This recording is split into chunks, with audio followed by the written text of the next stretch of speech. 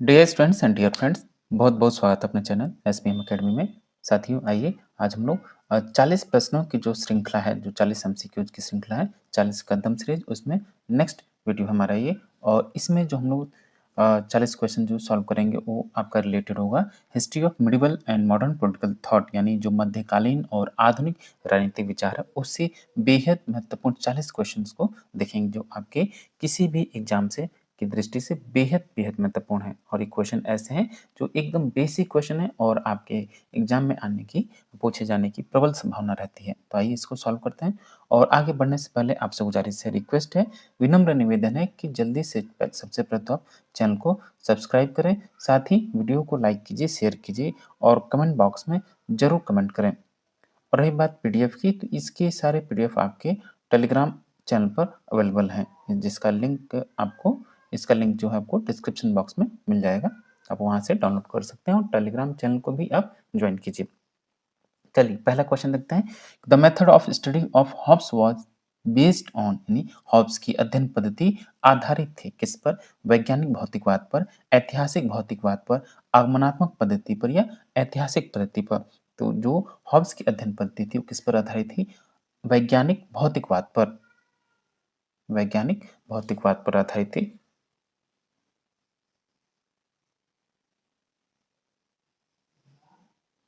Next है question number,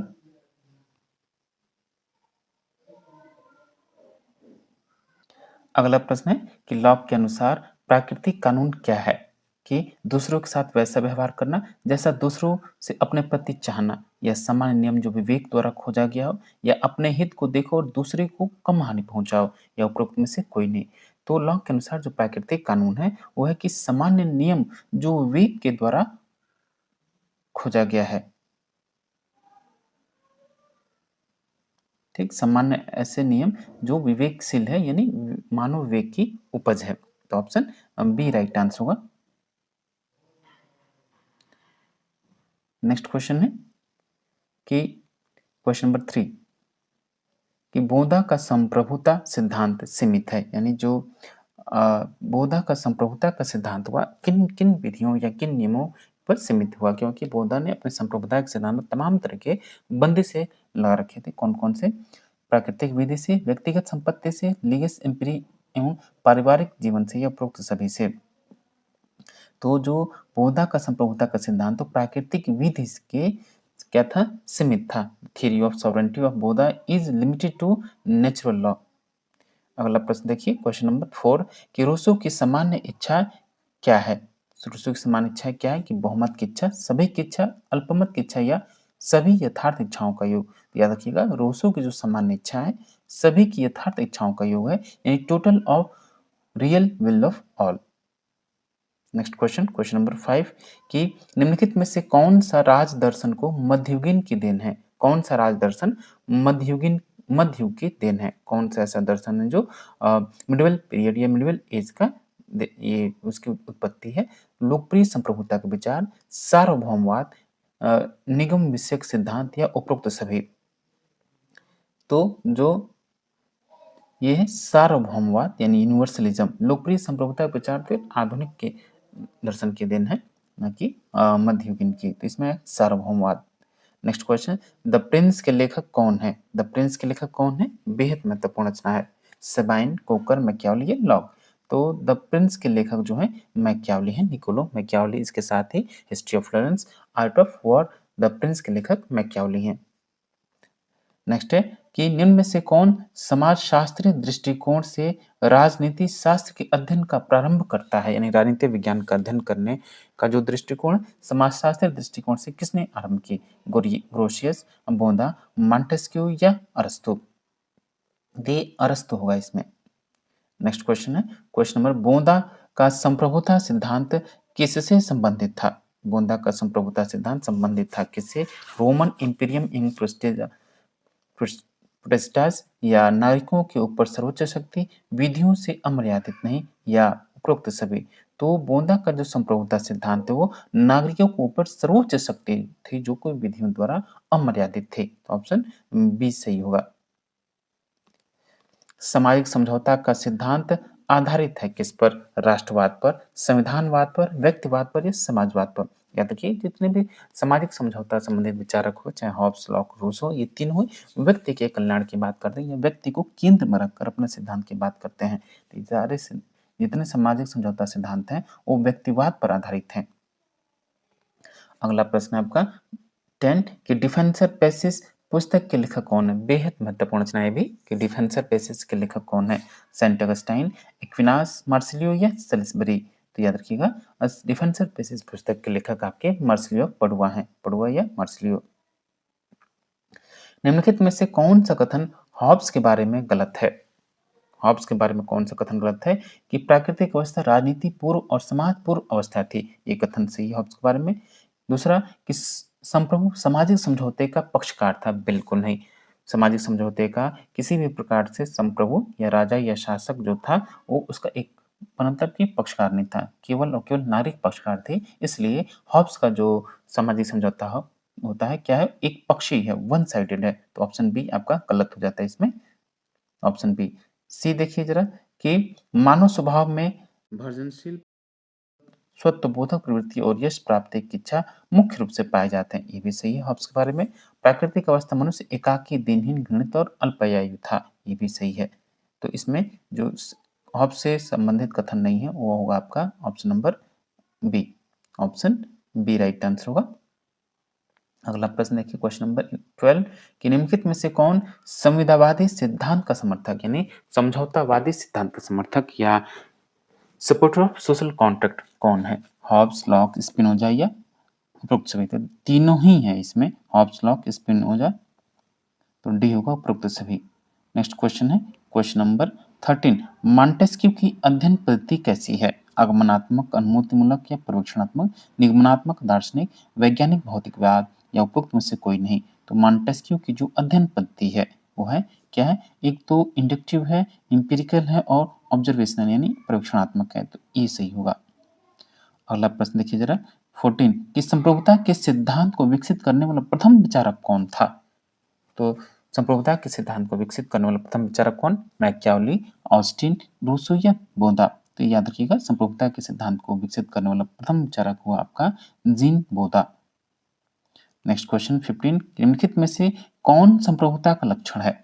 संप्रभुता की विशेषता कौन सी है? सर्वोच्च, निरपेक्ष, अधेय और उपरोक्त सभी? याद रखिएगा संप्रभुता सर्वोच्च होती है, निरपेक्ष होती है और अधेय भी होती है, अविभाजित होती है, तो डी होगा उपरोक्त सभी। 16 देखिए कि लॉक के अनुसार निम्न में से कौन सा प्राकृतिक अधिकार नहीं है? समता का अधिकार, जीवन का अधिकार, स्वतंत्रता का अधिकार या संपत्ति का अधिकार? याद रखिएगा लॉक 3 प्रकार के प्राकृतिक अधिकारों की बात करता है, जीवन, स्वतंत्रता और संपत्ति। वो समानता का अधिकार की बात नहीं करता है, तो इसलिए ये गलत हो जाता है, ये राइट आंसर है। नेक्स्ट क्वेश्चन है कि द पर्शियन लेटर्स पुस्तक के लेखक कौन है? द पर्शियन लेटर्स पुस्तक के लेखक कौन है? रूसो, लॉक, हॉब्स या मॉन्टेस्क्यू? तो द पर्शियन लेटर्स की पुस्तक है मॉन्टेस्क्यू, साथ ही साथ द स्पिरिट ऑफ लॉज की पुस्तक Montesquieu, the spirit of laws पुस्तक के लेखक मॉन्टेस्क्यू हैं, जिसमें उन्होंने सेपरेशन ऑफ पावर यानी शक्ति पृथक्करण के सिद्धांत का उसमें व्याख्या किया है मॉन्टेस्क्यू ने, जो कि अमेरिकी राजनीतिक व्यवस्था उसी पर आधारित है। 18 कि मैकियावेली को प्रथम आधुनिक राजनीतिक विचारक क्यों माना जाता है?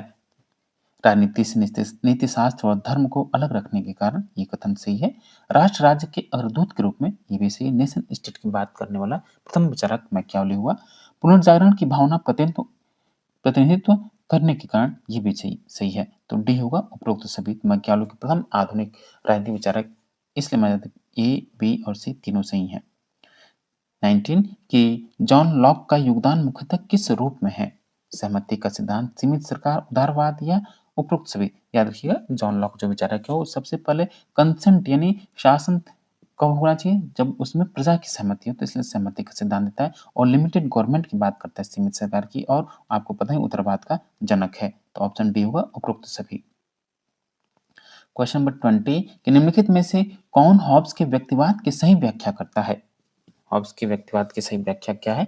कि राज्य साध्य और व्यक्ति साधन है, व्यक्ति साध्य और राज्य साधन है, निरंकुश संप्रभुता या सर्वाधिकारवादी राज्य। तो निम्नलिखित में से कौन व्यक्तिवाद के सही व्याख्या करता है हॉब्स के? याद रखिए व्यक्ति साध्य और राज्य साधन है।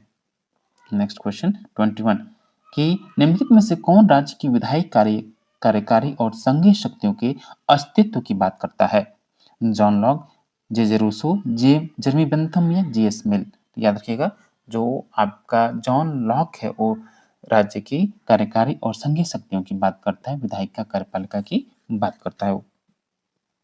नेक्स्ट है कि निम्न में से किसके अनुसार विज्ञान निष्क्रिय जिज्ञासा का परिणाम है और दर्शन केवल बौद्धिक सजावट है। शिष्ट जीवन की सुख सुविधाएं चमकीले रंगीन फीते होते हैं। किस नेता का कथन है? रूसो, लॉक, मार्क्स या हॉब्स? तो ये famous quote Jean Jacques Rousseau का है, जो कि लोकप्रिय संप्रभुता का जनक हुआ। समान इच्छा का भी जनक है। द सोशल कॉन्ट्रैक्ट इसकी पुस्तक हुई। नेक्स्ट है कि निम्नलिखित में से कौन मध्ययुगीन राजनीतिक चिंतन से नहीं जुड़ा हुआ है? मध्ययुगीन राजनीतिक चिंतन से कौन नहीं जुड़ा है? थॉमस एक्विनास, मार्सिलियो पडुआ और विलियम ऑफ ओकम। ये तीनों ही मध्ययुगीन राजनीतिक चिंतन से जुड़े हुए हैं, लेकिन सुकरात आपका प्राचीन राजनीतिक चिंतन से संबंधित है, तो इसलिए डी इसमें राइट आंसर होगा। ये मध्य युग से संबंधित नहीं है सुकरात। किसने मैकियावेली के बारे में यह कहा है कि वह राजनीति में अनैतिक नहीं बल्कि नैतिकता से उदासीन है और वह धर्म विरुद्ध नहीं बल्कि धर्म विहीन है? सेबाइन, डनिंग, जोन्स या मैक्सी? तो ये डनिंग का कोट है।